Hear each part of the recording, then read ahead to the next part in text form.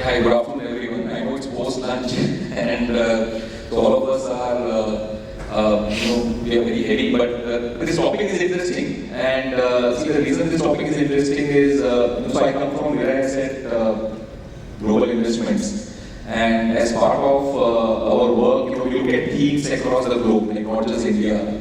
And whether everybody is aware or not, but AI is the topmost theme globally, and such panel discussions like this are happening not just here, like in the US, in Korea, Japan, everywhere.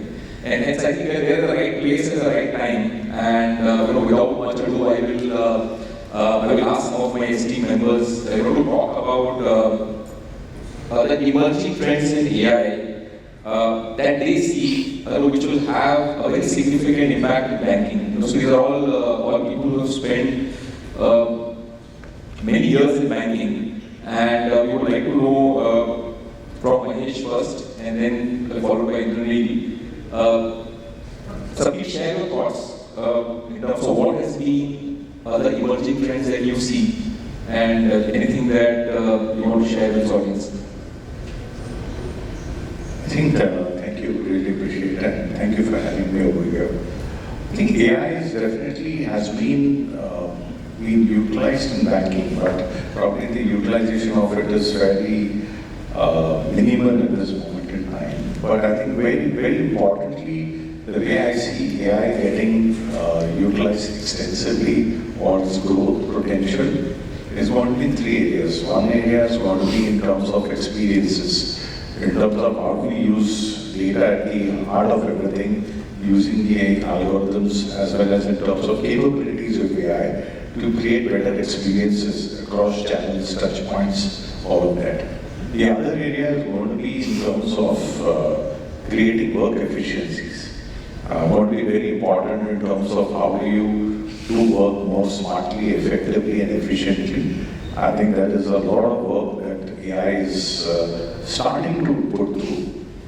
And in my mind, the last and the most important piece, given the emergence of digital adoption and the way we really are looking at transaction getting scaling up, the usage of AI to manage both transaction risk as well as in terms of operational risk is going to be big. So to me, I think these three areas, now how they evolve itself, how we really are able to bring at the heart of all of this is the data and use that more constructively and in a much more intelligent way is going to be where banks or financial institutions are going to reap the benefits of AI.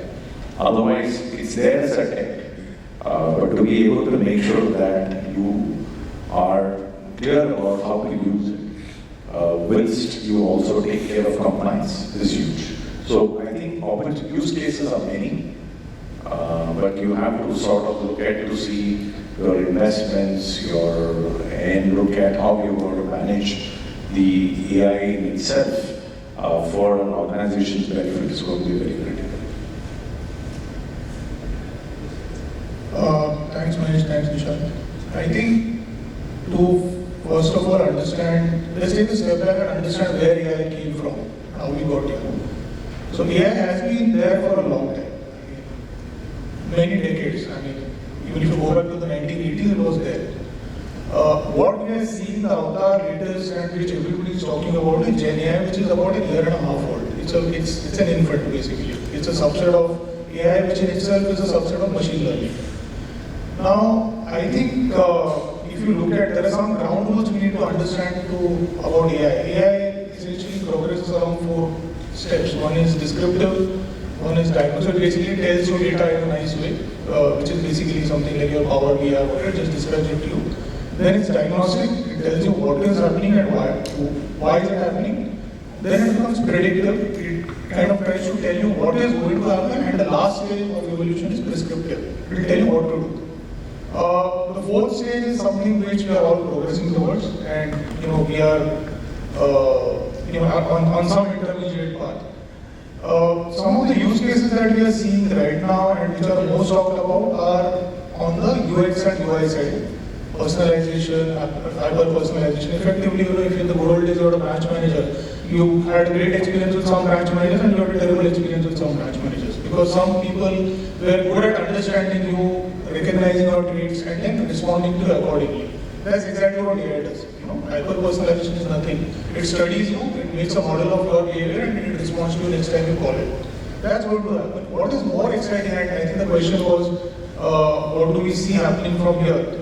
Is I think you will see a lot more specific domain-specific use cases evolving. So we will move from large LLMs to SLMs, small language models, which are very economical in terms of compute power, in terms of cost, etc. And they will be very domain-specific problems.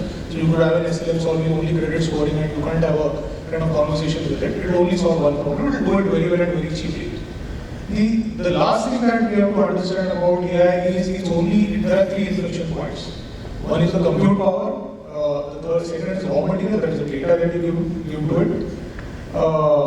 And so I think, okay, this is really, I honestly only two. The third is not really important.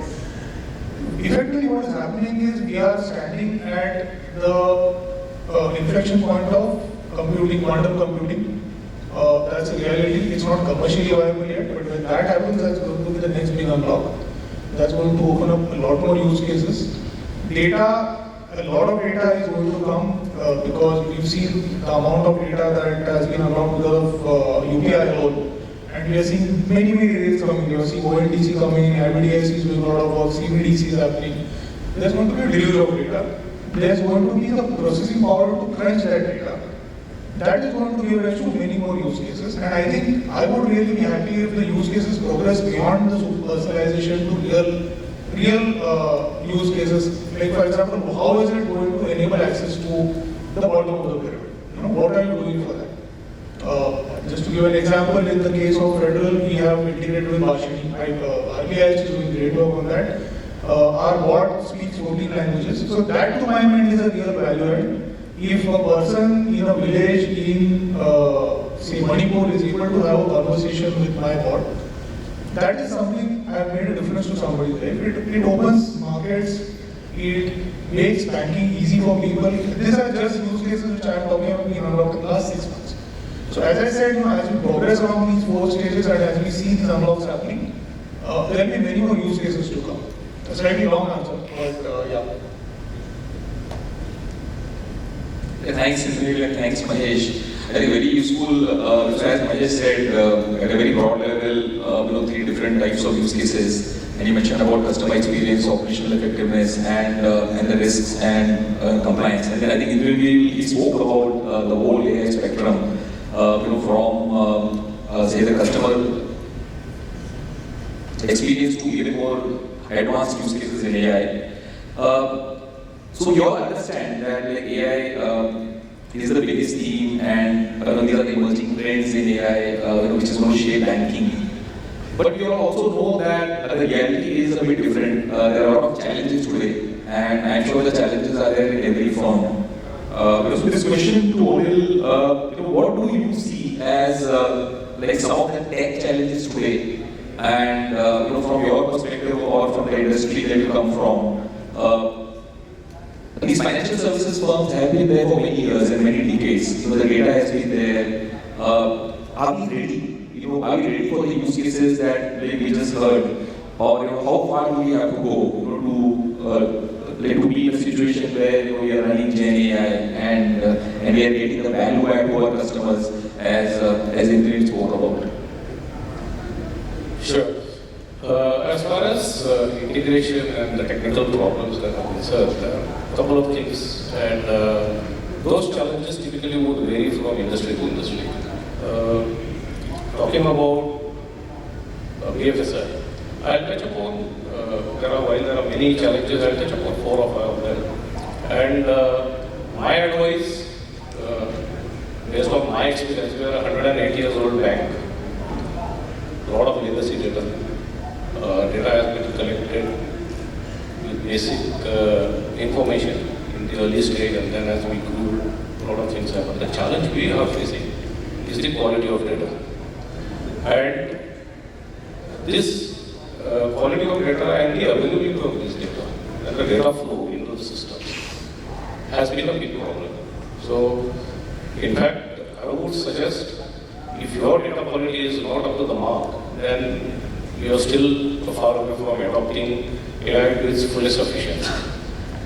So, a bigger problem at first we have to realize and get over with is the data quality. The second one is the system integration with legacy systems. The data type, data flow, and the integration challenges with legacy is also a big challenge when it comes to adoption of AI. The third one I want to talk about is ethical practice and compliance. Data privacy, whether your algorithms are biased to some side, is there enough transparency in the algorithms that have been developed? And then comes the compliance part. Will our AI systems follow the regulatory rules, the compliance parts? Will we be able to, every time, program our AI algorithms based on the changes the regulators bring in every time? Is a huge challenge. And one more issue that might come from the compliance perspective is the IP with Gen AI. The new algorithms that would get built with the data. Okay, and if it is going to infringe somebody else's registered IP, how do we handle that part? Also has to be well taken care of while adopting AI, and these are some of the challenges. One more challenge I should talk about is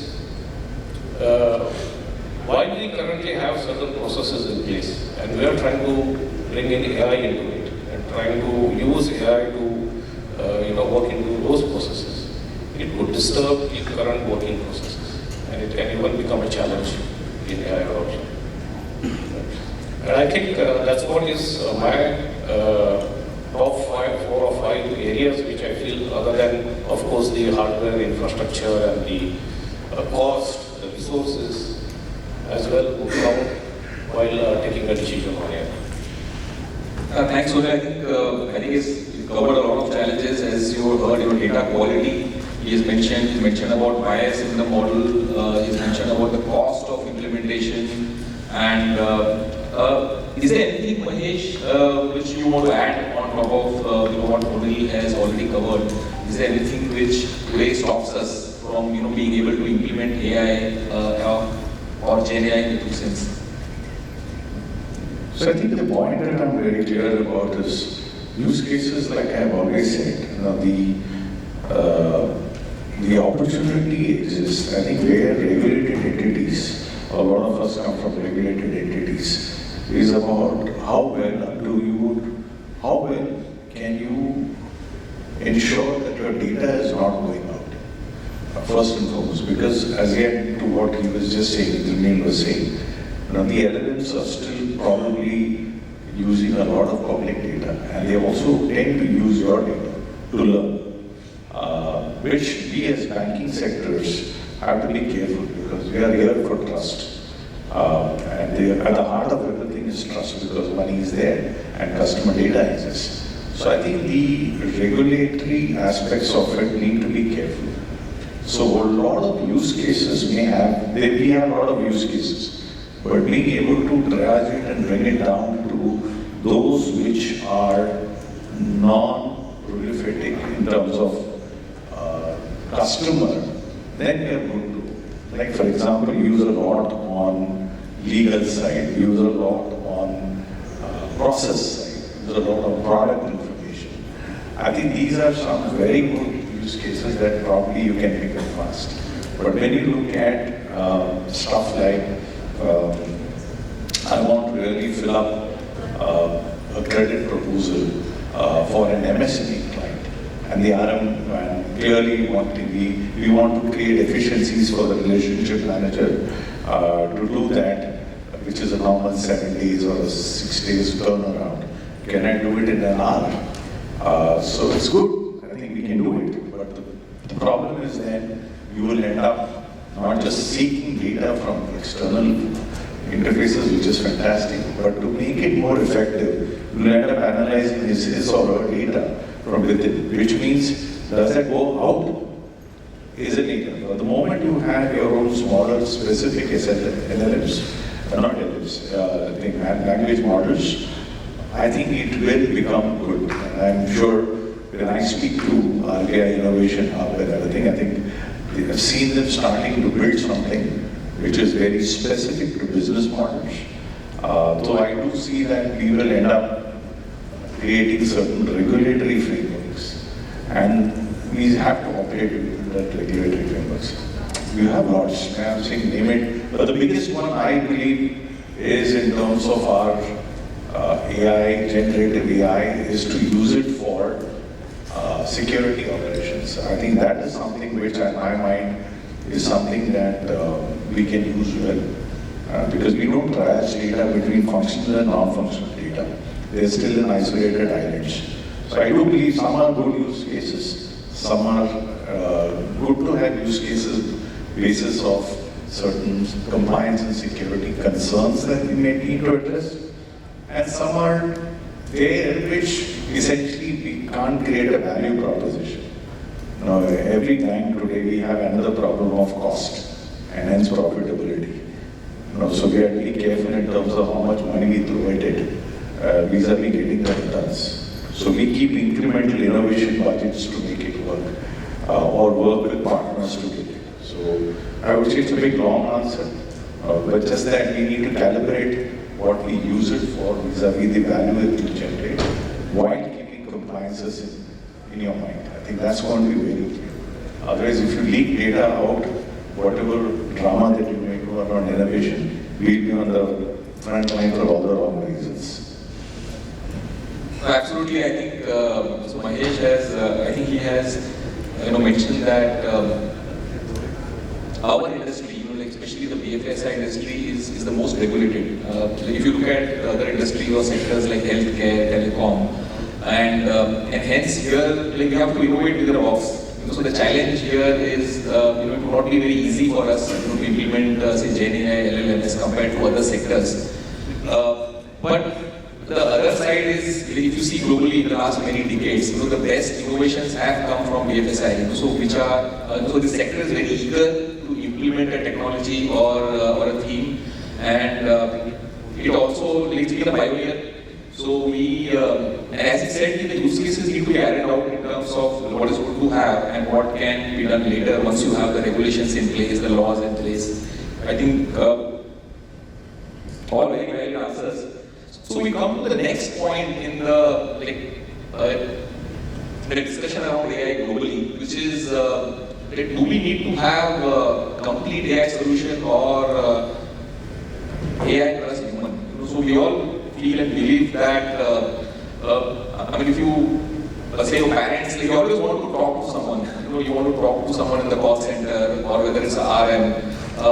Are we in a state today where we can get rid of human and have AI-driven customer experience, or is it good to have that sweet spot where we have a solution where it is AI plus human-driven, and that should be the goal? So I will ask Avinash to share his thoughts in terms of how do we manage the boundary between what will be done by AI and where you're going to position the new roles, and how would we reach that sweet spot? See, many people have this thought like AI will take away the jobs, humans will not be doing anything, and AI will take over. That is not going to happen. Because AI, as of now, cannot train itself. Like AI needs human to train, to provide the data, provide the right data. So what I say, taking example of that customer service. So now at present we have not reached at that stage where humans can be completely moved out of that role and AI taking up that role. That is not possible as of now, but in future, yes, that might be possible. Next 3 years, 5 years down the line, definitely that is possible. Now coming back to that option, that if someone wants to talk to a human, then they should have that option. It should not be like a machine will be there and automated voice or something will be there which will be answering all the queries.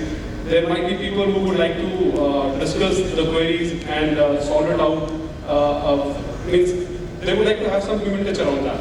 So that option will always be there. And coming to the compliance and regulatory, they would definitely want that. They would not want AI or machines to completely take over on the solutioning part or on the lending part or on the decisioning part.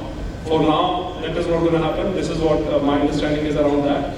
And along with that, there were some points which were discussed on the data part and the training part plus the data entry field. So even there humans comes into picture. So one of my fellow member touched base on the biasness of data, right? So this is where we play a very crucial role when we are training the ML and the AI part there. So simple example I'll take. Now in India, if I have to query some AI algorithm or ML algorithm around teachers, primary teachers, I'll say primary teachers, what will I get in response? I'll get a female figure, right? That yes, some lady's picture will come up, that this is a primary teacher. Now how has that come up? How AI knows that female will be a primary teacher? So that's something that we are feeding the data into, right? Now again, when it comes to a government job, where I'd say some of us are mechanical engineers, so someone on the factory side, I'd say a factory worker, will I get a female picture there? No, it will be mostly a male picture. So this is how we create that biasness in data. Right, at present that is how it is, but in the future that might change. Right? So there we have to be very much sure what we are feeding the algorithm. That is very important. And if we leave that training part completely on some algorithm which will be automatically picking up data and then giving response, then we are not going to be moving ahead, we'll be moving backwards there, right? So human touch will always remain there. Then the data fields part. So even we have to give that also to the algorithms. So data was there earlier also. One of the colleagues took that up. Data is there since 95, 2000. We are capturing data, and it is still there in all the systems from the time when digitization started. But what we missed? Why were we not able to gaze in about the future prospects from the data? Because certain fields which are required, they were not captured. That is why during one of my last stints with one of the company, when we were doing migration, the project took 6 months. The core platform migration took 6 months, but data migration took 1 year. Why? Why that? Because certain required fields which are actually required now were not captured earlier. So this is what we were missing. So here also human is required to analyze what is actually to be captured and what will be the use case around that. And then other than that comes, on the business solutioning also, if I have to give a question or a use case to AI in future, 1 year, 2 year down the line, it will be difficult to have the exact product which I need, right? So there also I need human intervention, who will be having information around the local, the market, how it is. That data will not be available on other places. That is something that we have gathered with our 30-40 years of experience, right? So there also human intervention will be required. Yeah. Yeah, thanks Avinash. I will again ask Indraneel also to share his thoughts and to share thoughts around digital bank. When we hear about DBS and their CEO says that their bank is completely digital, like it's not a bank, like it's basically a tech firm. So going forward, like what is the AI part like within a digital bank, and what is the human element which will continue to exist? So if there is some thought that you want to share. Thanks, Nishant. I think the real principle of banking never changed, and I really like what Mahesh said, and I'll use it in a different context. Is that banking has been, is, and will always be the business of trust. We deal in trust, we don't deal in money. And trust doesn't come unless there's a human being at the end of it. So, all of us have been frustrated by these IVR journeys where press 1, press 2, press 3, and at the end of it, we get kicked out of the call without ever encountering a human being. That leaves a very bad taste. So, at Federal, we have, if you followed us on social media, one of our taglines is, Rishta aapse hai, sirf aap se nahi. So, each of our customer journeys has been designed so that if the customer wishes, she or he can access a human being. You don't have to keep talking to a machine. Some people prefer talking to a machine, some people want a human being.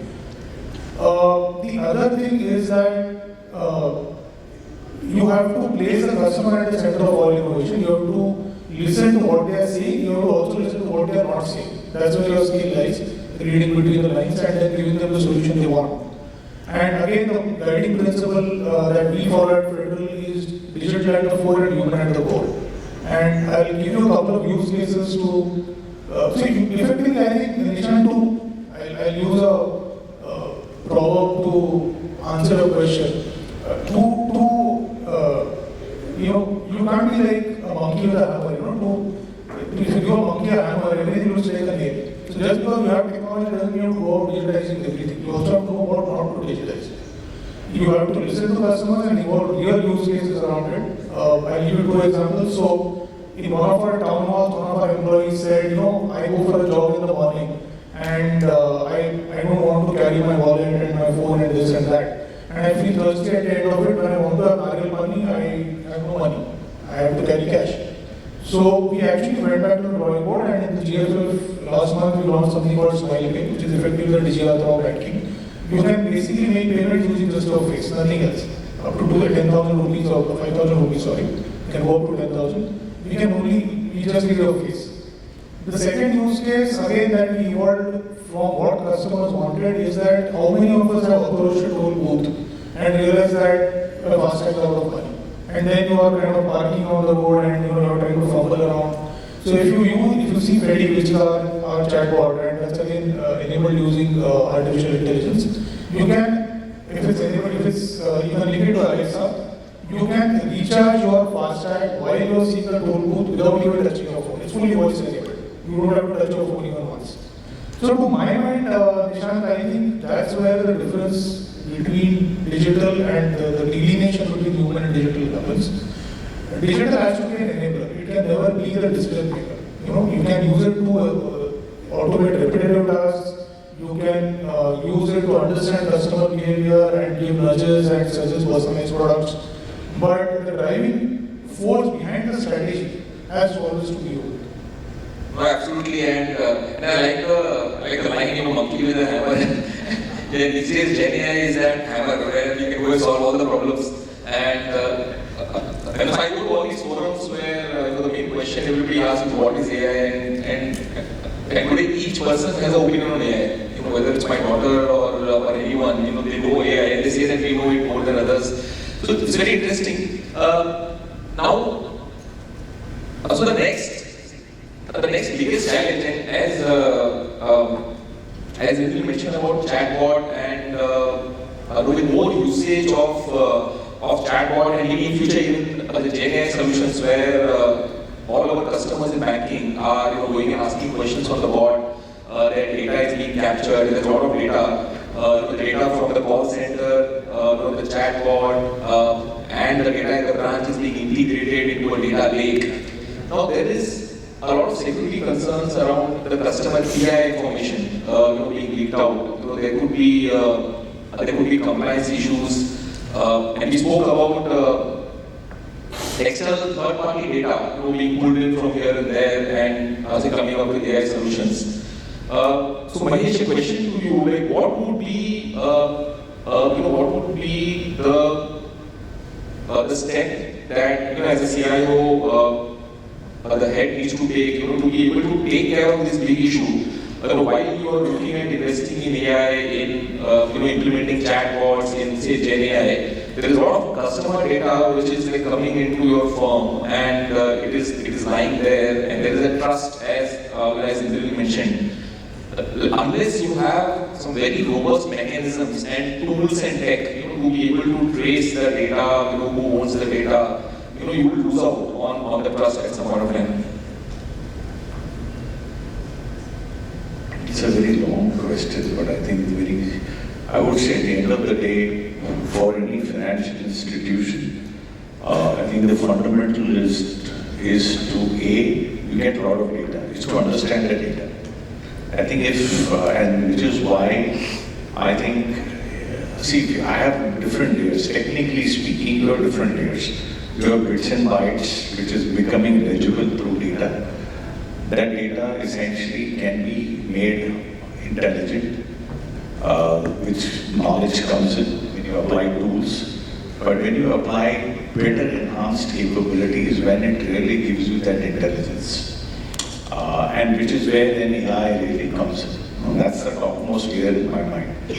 But any organization, for it to succeed, is first and foremost to understand whether it has a fairly good map of what its data is about, and where is it and how is it, which is going to be the heart of whatever we create as an architecture.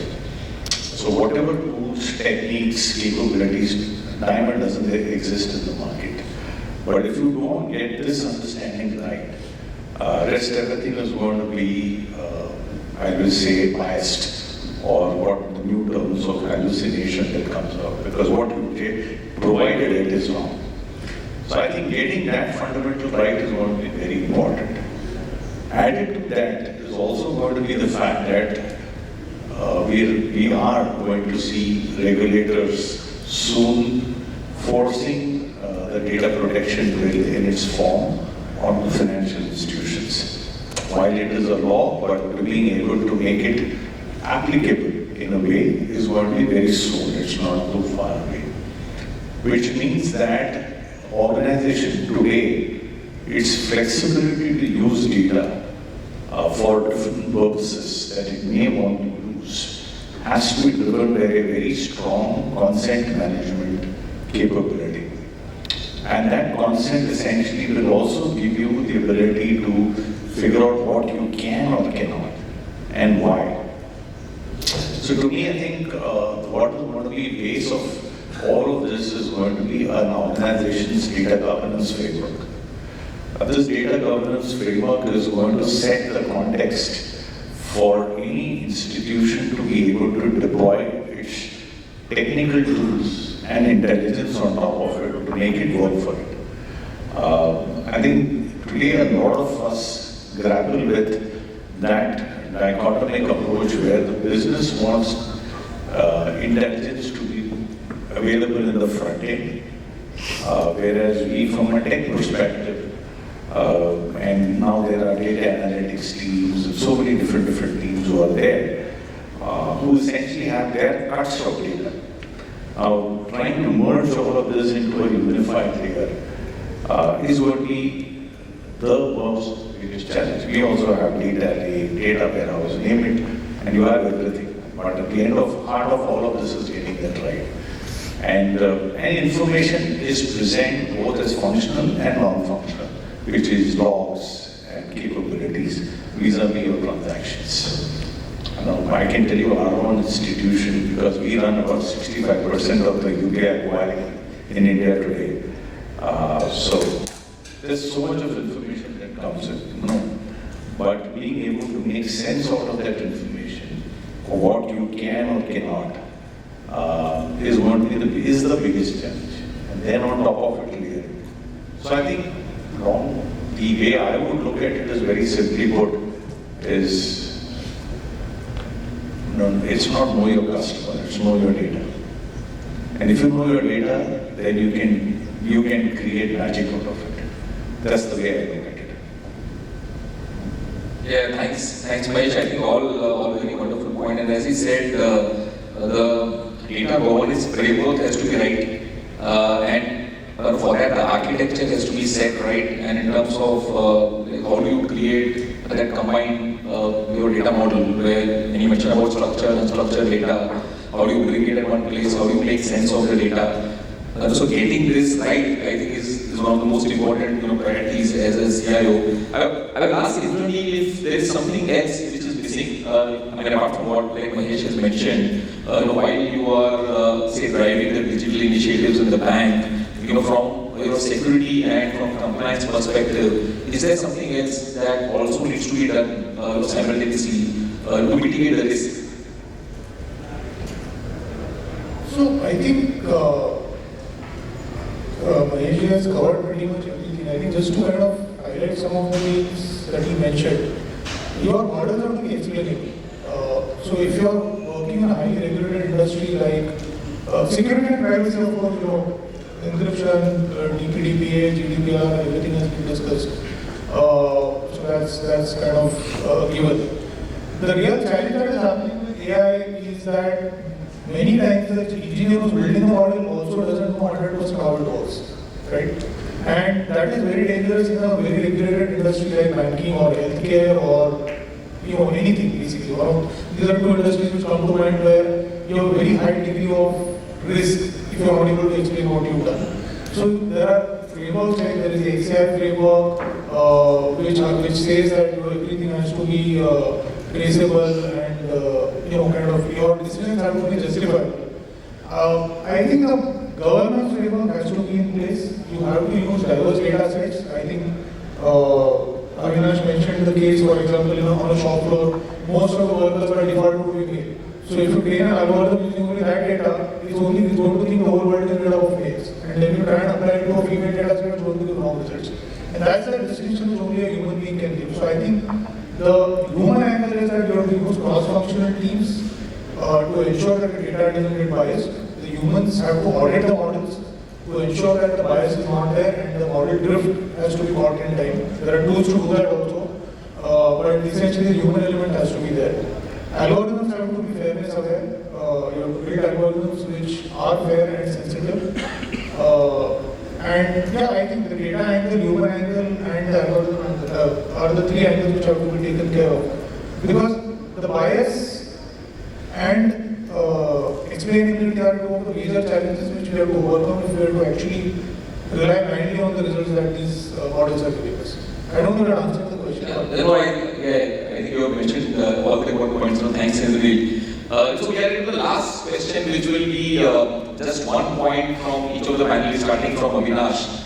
And so this is around the customer experience. So all of us are from the slightly older generation, but if you look at the youngsters today, they have been born and brought up with apps. So they have been born and brought up with apps where the kind of user experience that they are seeing, outside banking, and when they come, they want to go banking portal or internet banking or mobile. So I hope these are not two different worlds. So maybe for us, it looks like a progress, but maybe for the youngsters at the age of 20 who are getting into banking, and once you log in into a Spotify and then you log in into some Indian internet banking website. So there, do we see that what is the your thoughts on the future of AI in revolutionizing the customer experience so that the next generation is able to get the same experience as what the person gets on say Instagram, and then when they go into internet banking, it shouldn't be like a 180 degree difference. So Avinash. Yeah. So first difference that will come in future around customer service with help of AI will be no one will know after a few years that bank used to operate 9 to 6. Transaction used to happen after 2 hours for NEFT and RTGS earlier. Now they are real time. And they will not have to log into the core banking platform later. So integration will be that seamless. Like now from WhatsApp, who thought that? A chatting app or a SMS app. There also you can just click and you can go and make the payments. So all that is going to happen. Second thing will be the service availability. So it will not be like, and that is already there, 24/7 service availability. So that will be there. And the best part that will be coming out of that is now or earlier, when I call customer care number for the bank, then someone will either pick up call or some bot will pick up call, and they'll say press 1, press 2, press 3, and they'll only provide limited data to me. But the future is like the moment you dial it, all your information will be available at backend, and there will be a good guess around what your query can be. Whether your last transaction failed, because all the data will be there at backend. No one will ask, why have you called us? The answer will be, there were 2 transactions that you failed. Are you calling regarding that? Do you need help around that? So that's how it's going to evolve with time. Yeah. So considering time into perspective, there are many other, but I'll cover this point and I'll pass it on to the other members. So I think the way Avinash said, AI, of course, is not a rocket science to know that it was going to help enhance the user experience and the customer care. Definitely AI agents in different forms would be used for customer care. I think the another area where AI can definitely attract youngsters is recommendations on probably investments or the way they spread or what all the areas they could actually look at based on their patterns of use of banking products, or even if AI is able to understand their social engineering on different platforms and probably suggest them or provide them more insights. I think this is one area where AI would definitely help us.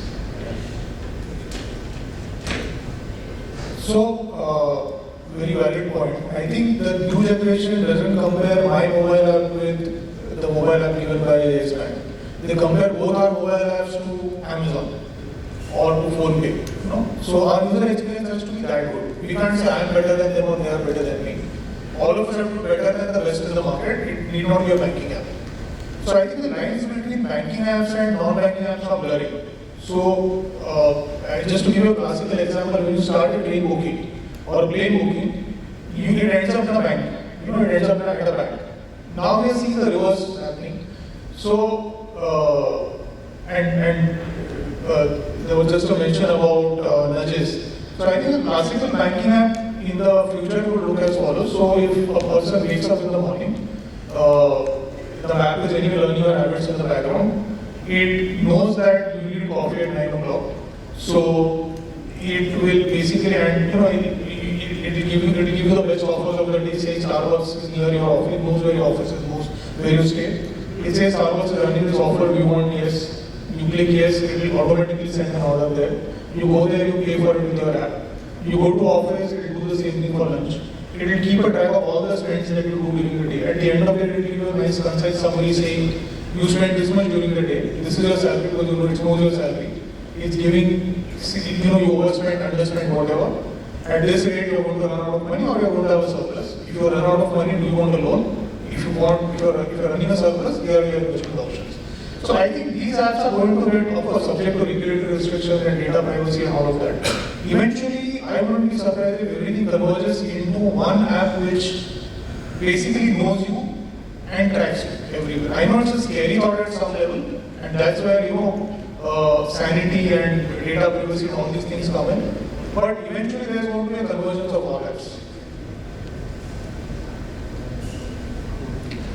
I think I love what Indraneel said, because eventually I think the way we are all going to be looking at is collaboration.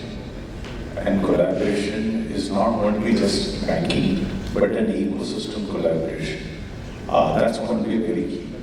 And experience, and get the risk in the hands of the customer. In the sense that today, a lot of us, today we expect our institutions to manage our risk.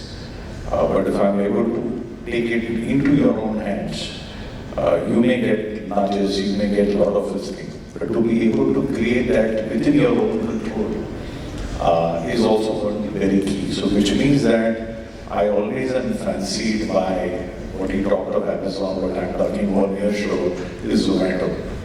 Zomato or Swiggy gives you predictability. That if I order something, you get it in 45 minutes. And that is basis data and intelligence that they are applying. At the same time, when you log into a bank, you know, basis whatever information, say you're late today to your office, and extend to this thing, you're late to office, shall I book an Uber for you? It will expect you to probably drop you in the next 45 minutes. Because in your calendar, you have an appointment at 9 o'clock. And you're at 8:30, this is what you will do. So that's the collaboration that I would expect banking apps to start doing. Because we are all in a connected world.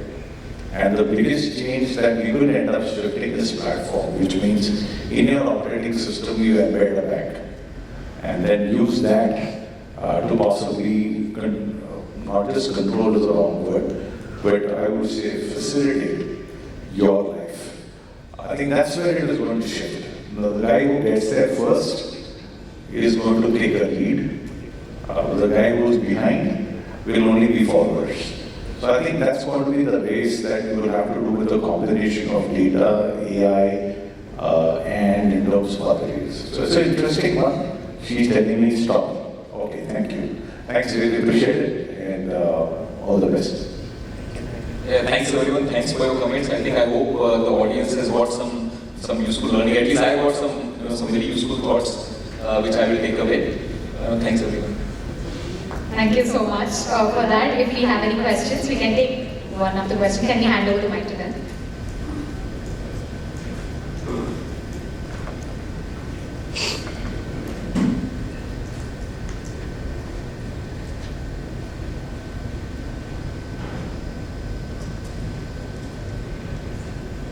Good afternoon, everyone. My name is Aditya Vikram Singh. I'm the business head for IIFL Technologies.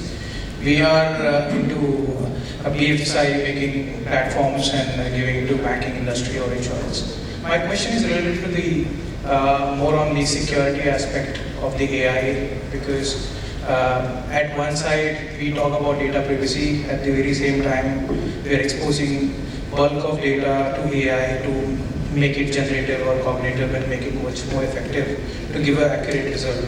So security and then commercial viability of AI, because half of our industry, which is banking, lays into the cooperative side of the things.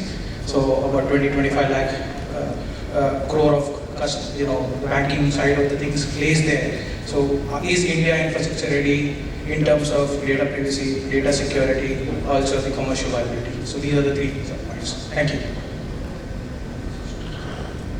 I think his question is the India infrastructure ready for the kind of security, privacy of data which is required for our AI models? So while we understand that these AI models are required to add value to customers, to give them the seamless customer experience. At the same time, the infrastructure needs to be there, to be able to manage security and privacy. So I hope this was your question. Yes, correct. I think I would say that we have some time to go. Simply put, the answer is it will take some time. The physical infrastructure, importing a physical infrastructure is not important. That will come through. But the cost at which we can run it is going to be most important for us to succeed. Today, GPU infrastructure is being sourced by a lot of the data center guys and cloud infrastructure guys. But to be able to run it optimally, I think a lot of it is still in exploration stage. And on back of it is going to be the security side of the story. A lot is happening around security. So which means that the maturity of, to put it to true commercial use, especially in a financial institution, in my mind is at least 18 months away. I wouldn't jump the gun and want to be, need to go first in that. But I would definitely want to keep doing, I would say, innovations to try and see what best, more internal than external. So I think we still some time away in my mind, because I don't think banking industry really can throw money today, given that, frankly, I'm sure my colleagues will agree that we are all under pressure from them. So, we are having a double-edged sword as back-end technologists that grow while you control your expenses. So it's going to be an dichotomic approach for us. Thank you for the answer.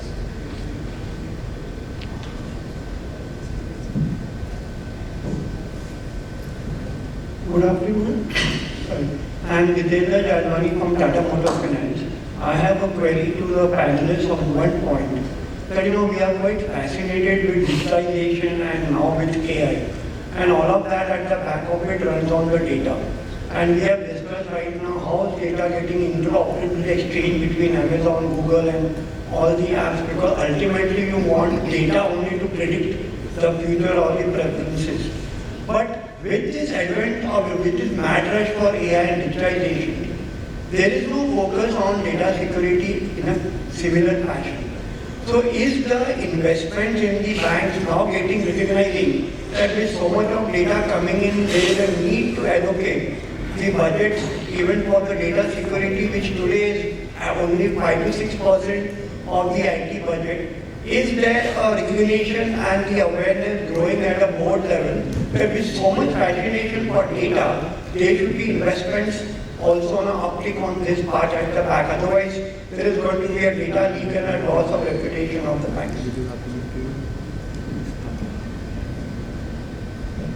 Sorry.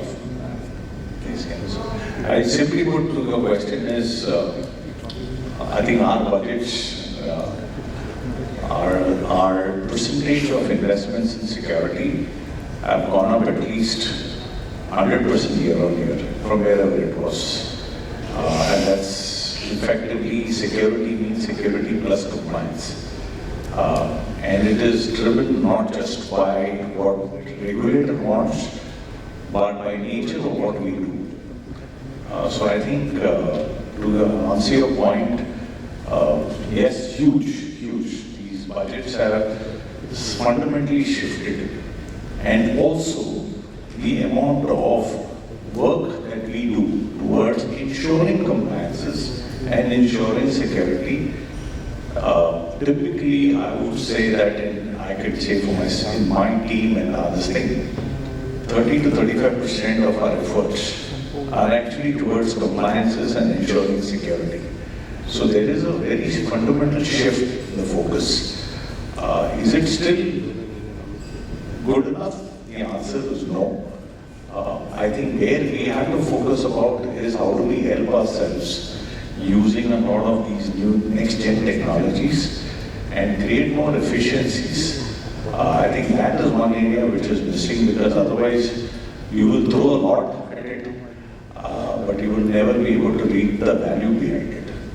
Sir, your answer is that yes, the investments are increasing. If you don't mind, can you share ballpark figure? Not I want to know what your bank or your organization. Traditionally, the investment in the IS has been around 5 to 6% of the IT spend. Now, in the last 2 or 3 years, where has this number reached in general banks, not in your bank? I can tell you that. I think it's public information. I think we are now currently about at least 15% of our budget, which is a significant shift in where I would have seen 3 years ago.